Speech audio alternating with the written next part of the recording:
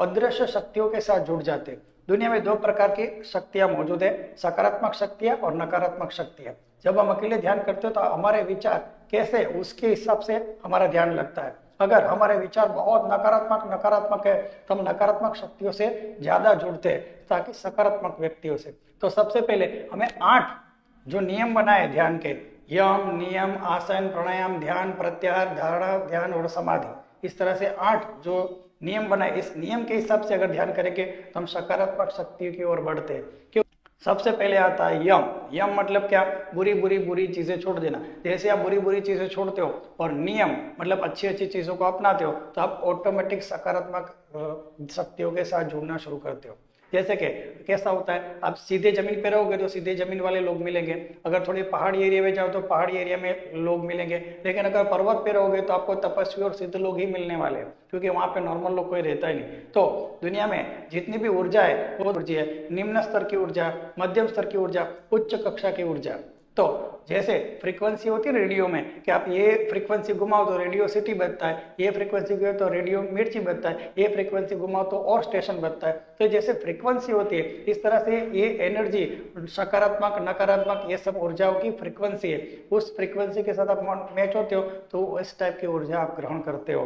तो अकेले ध्यान करने में एक फायदा भी है, क्योंकि तुरंत अच्छे अगर विचार है, आपके अच्छा मन है, अच्छी सोच है, तो तुरंत अच्छी सकारात्मक सामयिकता से आप जुड़ जाते हो। लेकिन अगर आपके विचार ही अच्छे नहीं है, आपके अच्छे काम ही नहीं है, आपके विचार अच्छे नहीं है, आपके कार्य शुद्ध नहीं है, आपका कुछ भी शुद्ध नहीं और ध्यान करने बैठते हो तो तुरंत ध्यान में आप नकारात्मक शक्तियों से जुड़ने लगते हो। तो ये उसका नकारात्मक पहलू है।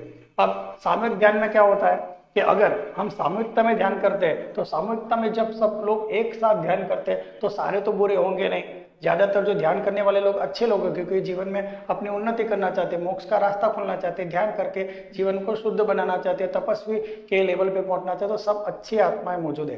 तो जैसे जब ध्यान करते तो सब अच्छे लोग बैठते ध्यान में। कोई नॉर्मल लोगों के पास टाइम नहीं है टाइम बिगाड़ने का, सब लोग कहते ध्यान में बैठना टाइम बिगाड़ना है, तो जो ध्यान में बैठ रहा है वो थोड़ा नॉर्मल इंसान होगा।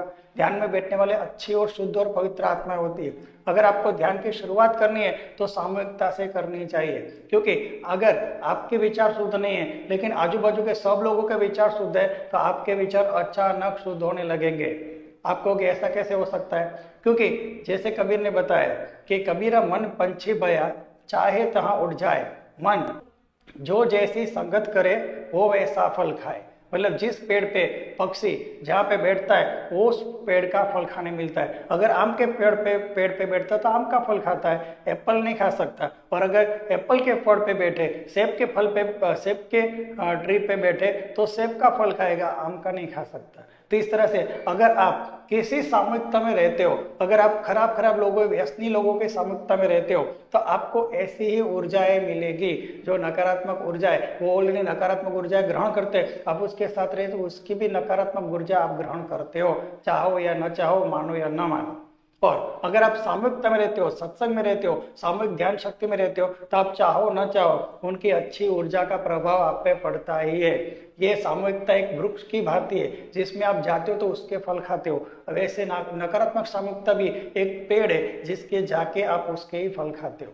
तो ये आपको प्रूफ नहीं होता तो आप YouTube में जाके सर्च करके कर्लियन फोटोग्राफी लिख सकते हैं, ऑरा फोटोग्राफी। जैसे आप करोगे तो उसमें ऐसा है कि कैमरा होता है जिसको स्विच दबाने से आपके आजू बाजू के आभा मंडल का चित्र बनता है। वो कभी सकारात्मक हो सकता है, कभी बुरा नकारात्मक हो सकता है। जब आप बुरे लोगों के साथ रहते हो तो आपके अंदर नकारात्मक आभा मंडल का पिक्चर आता है। और अगर आप ढूंढ लिया है सब इंसान के पीछे राउंड है, लेकिन किसी का ब्लू है, किसी का पर्पल है, किसी का रेड है, किसी का ब्लू है, इस तरह से अलग अलग कलर के हैं, लेकिन प्योर व्हाइट बहुत कम लोगों को होता है, क्योंकि ये सामूहिकता में मुमकिन है। सामूहिकता में सब लोग अच्छे लोग ध्यान करते हैं तो वहां पे एक सकारात्मक ऊर्जा बनती है, आप चाहो ना चाहो आप ग्रहण कर ही लेते हो। ठीक है, पर सामूहिकता का एक फायदा क्या है कि आपकी स्थिति नहीं होगी तो भी आपका अच्छा ध्यान लग सकता है। पर प्रॉब्लम क्या है, आप अकेले बैठते हो तो ध्यान नहीं लगता। कारण क्या है? क्योंकि आप अपनी स्थिति पे आ जाते हो, आपके विचार बुरे बुरे हैं, आपके विचार शुद्ध नहीं है, आपके काम शुद्ध नहीं, तो जैसे ही ध्यान करने बैठते हो तो आपको ध्यान नहीं लगेगा। जैसे ही सामूहिकता में जाओगे तो फिर से ध्यान लगेगा। आपको तो ऐसा क्या है सेंटर में, ऐसा क्या है इन सब लोगों के साथ करता हूँ तो अच्छा होता है? कारण एक ही है, सामूहिकता की शक्ति आपको मदद करती है ध्यान के अंदर, और अकेले में नहीं हो पाता। तो जैसे धीरे धीरे आप सामूहिकता में बैठते हो तो धीरे धीरे एक ऐसा स्टेज आता है जब आप बाद में अकेले भी ध्यान करोगे तो आपका ध्यान लगना शुरू हो सकता है। और प्रॉब्लम क्या है, सामूहिकता में हमें हर बार क्या कहते हैं, समर्पित रहना पड़ता है, सामूहिकता के साथ हमें जुड़ा रहना पड़ता है ना, अलग नहीं हो सकते। अलग नहीं हो सकते तो पर्सनल ध्यान नहीं कर सकते। तो हमें क्या करना चाहिए? एक तो अगर अकेले ध्यान करेंगे तो आप अद्भुत शक्तियों के साथ जुड़ सकते हो, जबरदस्त शक्तियों के साथ जुड़ सकते हो। जैसा आपका मन होगा ऐसी शक्तियों से जुड़ोगे, जैसी फ्रीक्वेंसी होगी ऐसी फ्रीक्वेंसी के साथ आपका कनेक्शन होगा। तो अगर आप अकेले रहते हो तो आपकी फास्ट प्रगति हो सकती है, लेकिन इतनी फास्ट प्रगति होगी कि बाहर की दुनिया बिखर जाएगी, क्योंकि आप धीरे धीरे सारे कर्म फटाफट सारे कर्म कटने लगेंगे, आपके जीवन के सारे प्रॉब्लम रिलीज होने लगेंगे, पिछले जन्म के कर्म कटने लगेंगे, तो सब कटने लगेगा तो आपकी सारी चीजें बाहर की छूटती जाएगी। क्योंकि जैसे कर्म कटते कि सभी रिश्ते नाते, पैसा का मोह बंधन, ये सब कुछ धीरे धीरे फटाफट कट होता है, क्योंकि अकेले ध्यान साधना करते हो। और इसकी इफेक्ट बाहर बहुत ही जबरदस्त तरीके से दिखती है, पूरा बाहर का वातावरण और अंदर का वातावरण चेंज हो जाता है, क्योंकि अकेले ध्यान से इतनी स्पीड बढ़ जाती है। तो क्या करना चाहिए? तो कबीर ऐसा बताते हैं कि साधु सिद्ध बहु अंतरा, साधु मता प्रचंड, सिद्ध तो तारे आपको, साधु तारे नौखंड। अगर कोई अकेले तपस्या करके अगर परमात्मा को पा भी लेता है तो फिर वो दुनिया को रास्ता बताने नहीं आता। क्यों? क्योंकि वो अपना ही काम करके परमात्मा में विलीन हो जाता है, फिर दुनिया के बारे में वो सोच ही नहीं सकता, क्योंकि वो परमात्मामय हो गया। अब क्यों दुनिया के बारे में सोचे? लेकिन साधु क्या होता है, धीरे धीरे तपस्या में आगे बढ़ता है, धीरे धीरे ऊर्जाएं प्राप्त करता है, धीरे धीरे ज्ञान प्राप्त करता है। ये धीरे धीरे ज्ञान प्राप्त करके दुनिया को देता है, तो दुनिया का भी भला होता है, उसका भी भला होता है। तो वो सामूहिकता में रहता है, ग्रहण करता है, सब पब्लिक को देता है, ग्रहण करता है, पब्लिक को देता है। एक दिन उसका ग्रहण पूर्ण कक्षा तक पहुंच जाता है और पूर्ण ज्ञानी हो जाता है, पूर्ण तपस्वी, पूर्ण साधु हो जाता है। फिर वो पूरा ज्ञान परमात्मा का पब्लिक को, समाज को दे सकता है, जैसे कबीर ने दिया, जिस तरह से तुलसीदास ने दिया, जिस तरह से मीराबाई ने दिया, इस तरह से ये सब साधु लोग, ये सब तपस्वी लोग ये दुनिया में रह के सामूहिकता में लोगों को ज्ञान का और ध्यान का प्रसार किया, परमात्मा के बारे में बताया हुआ है। तो सामूहिकता में ध्यान करना एक अच्छी बात है, बुरी बात नहीं है। पर सामूहिकता में क्या सब कुछ धीरे धीरे होता है, आपको मालूम ही नहीं पड़ता। आपको ऐसा अभिमान आ जाता है कि मेरे द्वारा हो रहा है। असल में ये सामूहिक शक्तियों की वजह से आपका अच्छा हो रहा है। आपके अंदर कोई इतनी ऊर्जा नहीं है कि आप अकेले का करो। तो सामूहिकता में धीरे धीरे आगे बढ़ा जाता है, लेकिन उसमें अभिमान आता है कि मेरी वजह से हुआ, लेकिन सामूहिक शक्तियों से सब कुछ हो रहा है। और अकेले में अगर हम करते तो बहुत तेज गति से आगे बढ़ते, तो बाहर की परिस्थिति के साथ संतुलन नहीं हो पाता, सीधा परमात्मा से संपर्क होने लगता, दुनिया धीरे धीरे छूट जाती है। तो ऐसा लगता है पूरा इंसान ही अजीब प्रकार का हो गया है। तो अकेले में रहने का ये नकारात्मक है, लेकिन प्रगति फास्ट है। और सामूहिकता में प्रॉब्लम नहीं है कुछ भी, दुनिया में जिंदा रह के दुनिया के साथ मिलजुल के भी ध्यान कर सकते, लेकिन प्रगति बहुत धीरे है। अब इसका क्या तोड़ निकाला जाए? तो दिन में 2 बार, एक बार आपको सामूहिकता में जाना चाहिए, एक बार अकेले ध्यान करना चाहिए।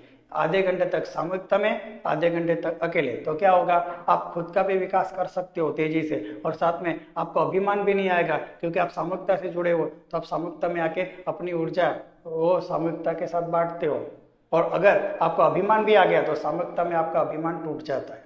तो अभिमान आ रहा है तो भी सामूहिकता में जाके आप अपना अभिमान डाउन कर सकते हो कि सामूहिकता के कारण तो मुझे ज्ञान मिला है, तो ऐसा डाउन कर सकते हो। और अगर आपको ज्यादा ऊर्जा मिल गई जो आपसे सहन नहीं होती, तो सामूहिकता में जाके वो ऊर्जा अपने आप बढ़ जाती है। तो ये दोनों करना चाहिए। अगर कोई अकेला ध्यान करता है तो भी उसका आधा विकास होगा, अगर कोई सिर्फ सामूहिकता करता है तो सिर्फ सामूहिकता तक रह जाएगा, अपना खुद का विकास नहीं कर पाएगा। तो इंसान को दोनों करना चाहिए, सामूहिकता में भी ध्यान करना चाहिए और अकेले में भी ध्यान करना चाहिए। रोज अगर हम ऐसा करते हैं तो स्पीड भी बढ़ती है और साथ में अभिमान भी नहीं आता। फिर स्पीड बढ़ती है, अभिमान सरेंडर होता है सामूहिकता के पास, स्पीड बढ़ती है और सब कुछ हम सामूहिकता को सरेंडर करते हैं। उसके ही वजह से मुझे ये ज्ञान मिला हुआ है। तो अगर आपको ये वीडियो अच्छा लगा है तो शेयर और सब्सक्राइब कर सकते हैं। मैं रोज रात को 9 बजे के आसपास लाइव ध्यान कराता हूँ। मेरी 2 चैनल है, आर के असली अनुभव राकेश कोटड़िया और रियल अनुभव राकेश कोटड़िया। इन दोनों में से कोई एक चैनल पे मैं रोज लाइव आता हूँ। अगर आपको वीडियो अच्छा लगे तो शेयर और सब्सक्राइब कर सकते हैं। सुनने के लिए थैंक यू। जय गुरुदेव।